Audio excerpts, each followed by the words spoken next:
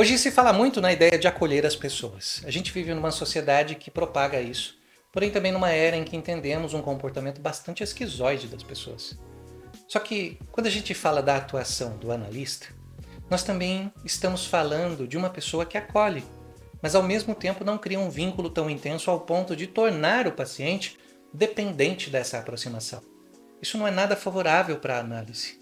E chegamos então a um entendimento de que o psicanalista ele precisa ser suficientemente bom. E o que isso quer dizer?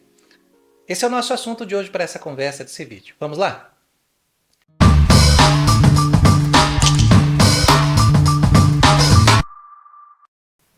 Na teoria de Donald Winnicott, o conceito de mãe suficientemente boa descreve a capacidade materna de oferecer um ambiente acolhedor para o bebê, atendendo às suas necessidades iniciais de maneira sensível, mas, ao longo do tempo, permitindo que pequenas frustrações possam acontecer para que ele se desenvolva na sua própria autonomia. Essa função não é sobre ser perfeita, mas é sobre ser suficientemente presente para que o sujeito possa crescer e existir de forma autêntica.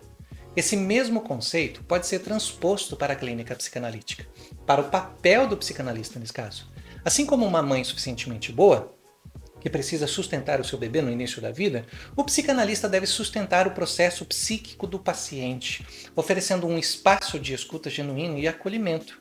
No entanto, assim como a mãe, ele também precisa permitir que o paciente enfrente seus próprios desafios internos, sem resgates constantes ou interferências excessivas. O acolhimento, que também é importante fazer no cenário analítico, não significa fusão emocional com o sofrimento do outro. O psicanalista precisa criar uma atmosfera segura o suficiente onde o paciente se sinta visto e compreendido. Isso, no entanto, não significa eliminar toda a dor do paciente ou oferecer respostas prontas, massagear o ego do paciente.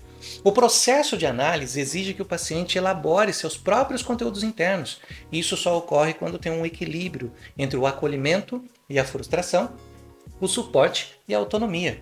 Um psicanalista que acolhe em excesso pode estar criando uma dependência emocional na relação analítica, e isso impede que o analisando desenvolva seus próprios recursos psíquicos.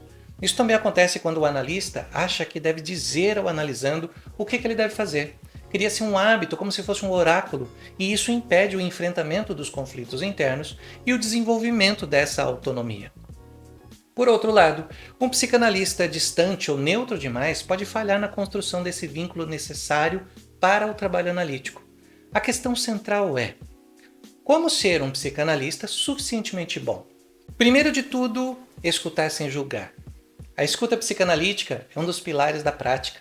Acolher não é aprovar o outro ou maternar de forma excessiva, mas permitir que o outro expresse o que há de mais verdadeiro em si.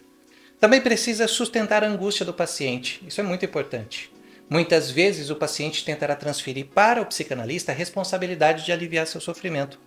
Um psicanalista suficientemente bom compreende essa dinâmica e ajuda o analisando a compreender que essa angústia está comunicando algo. Não resgate o paciente das suas frustrações. Assim como a mãe suficientemente boa permite que a criança lide com pequenas frustrações, que ela desenvolva a sua individualidade, o psicanalista também precisa evitar soluções fáceis e direcionamentos que substituam a elaboração feita pelo próprio paciente. É preciso manter os limites da função analítica. O psicanalista não é amigo, mentor, nem conselheiro. Ele ocupa um lugar simbólico fundamental, que precisa ser sustentado para que a transferência aconteça de uma forma produtiva. Ser um psicanalista suficientemente bom é saber ocupar o lugar de escuta e interpretar, sem se tornar um salvador do outro. É compreender que o verdadeiro crescimento psíquico ocorre quando há um espaço seguro, mas não onipotente. Entre acolhimento e frustração, o próprio paciente deve aprender a se desenvolver a partir dos seus conflitos. A análise deve ser direcionada para que o próprio paciente possa enfrentá-los como uma criança que precisa de seus pais para se sentir segura o suficiente e encarar a realidade por ela mesma. Essa compreensão é essencial para quem deseja exercer a psicanálise de uma forma ética e potente. O desafio do psicanalista, portanto, não é ser perfeito, mas é ser suficientemente bom para que o paciente possa, aos poucos, se tornar um indivíduo e resistir ou poder bancar os seus próprios desejos. Gostou desse conteúdo? Então deixa o seu like aqui para que esse vídeo possa ser levado para mais pessoas. Comenta aqui.